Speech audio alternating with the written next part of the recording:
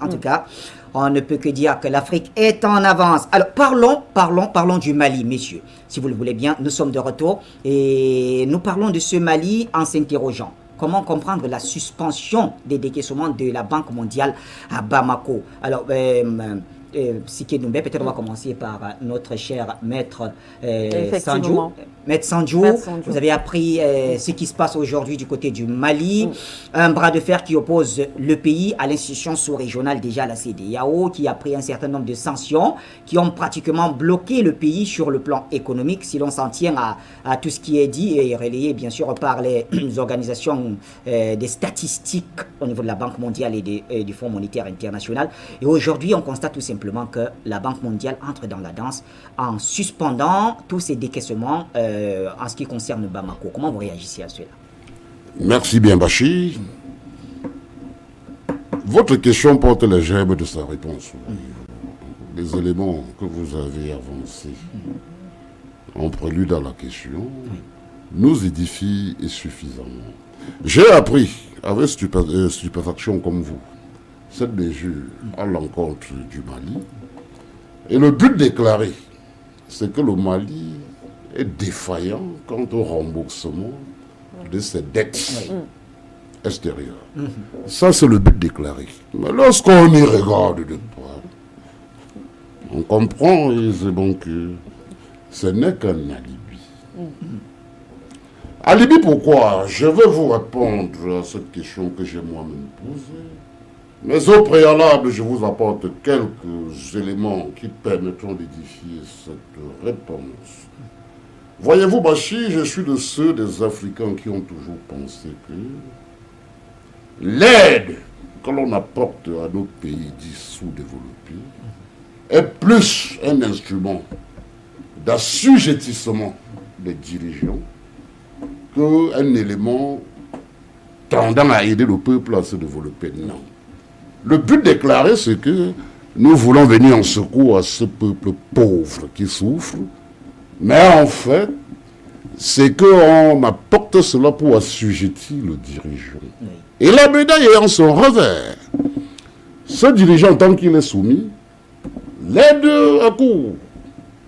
Mais le jour où il tourne le dos, il y a volte-face. Non seulement on vous supprime cette aide, en cas de rébellion, entre guillemets, mais aussi on met sur pied une série de mesures tendant à asphyxier votre régime. Parce qu'on veut le renverser.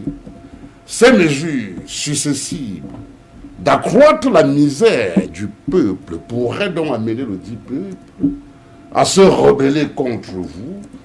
Et avec ça, on est sûr que le but que l'on recherche sera facilement atteint. C'est en ce sens, Bachir, que je comprends donc cette mesure contraignante de la suspension des décassements en faveur du Mali. Alors jusqu'ici, le Mali, ou plutôt le peuple malien, a montré une certaine force dans la résilience. Est-ce qu'ajouter maintenant à cela l'attitude de la Banque mondiale, est-ce que le peuple va encore tenir? C'est l'espoir, c'est ce que justement la Banque mondiale espère. Ouais. Elle espère donc justement vaincre sa résistance de la part du peuple. Mais nous sommes confiants au regard de ce qui se passait que jusqu'à ce jour, ce peuple qui a compris, comme la quasi-totalité des peuples africains, parce qu'en réalité le problème malien n'est pas spécifique au Mali. Ça c'est un problème propre tout au moins au précaré français ici en Afrique francophone.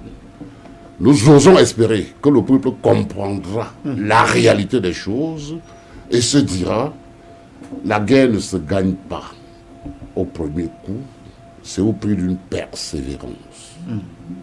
Pour continuer dans mon propos, j'étais en train de vous dire, Bachir, que lorsque le dirigeant s'est montré récalcitrant, non seulement on supprime l'aide, mais on met sur pied des mesures contraignantes tendant à asphyxier son régime et espérer par là profiter de la rébellion du peuple.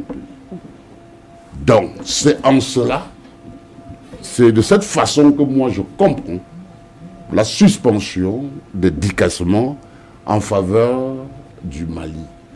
Et je dis, comme ces gens sont vicieux, ceux-là qui se disent pays développés et tout, ils sont bien vicieux.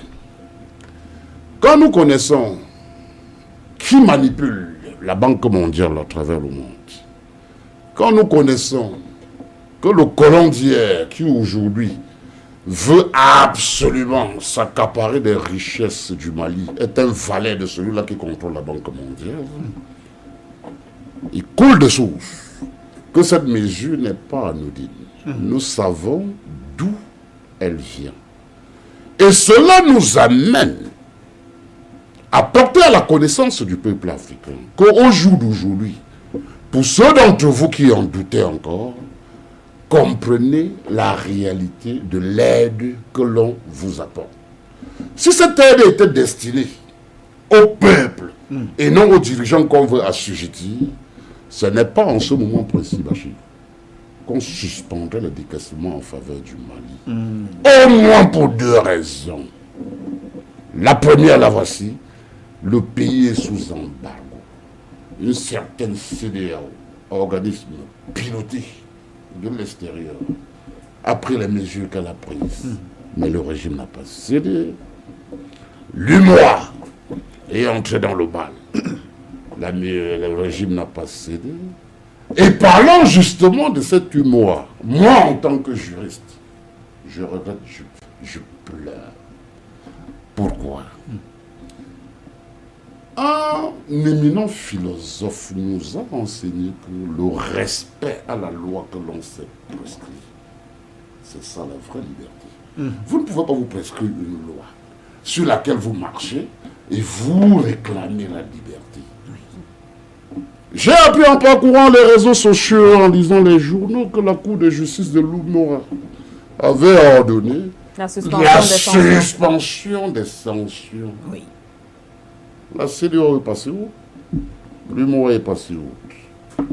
Cela me conforte dans l'idée que c'est des organismes pilotés par les ennemis de l'Afrique qui aujourd'hui démontrent cette adversité au Mali. Voyez-vous? Bon. En conclusion de mes propos, d'autres doivent prendre de parole. En conclusion de mes propos, vous retiendrez qu'au-delà du but déclaré de l'aide, nous savons qu'elle est destinée à assujettir le dirigeant en échange des richesses du pays. Tant que ce dirigeant marche suivant le canevas, tout se passe bien. Mais le jour où il vous tourne le dos, on en arrive là. Donc, l'histoire des dettes impayées et tout, ce n'est qu'un alibi.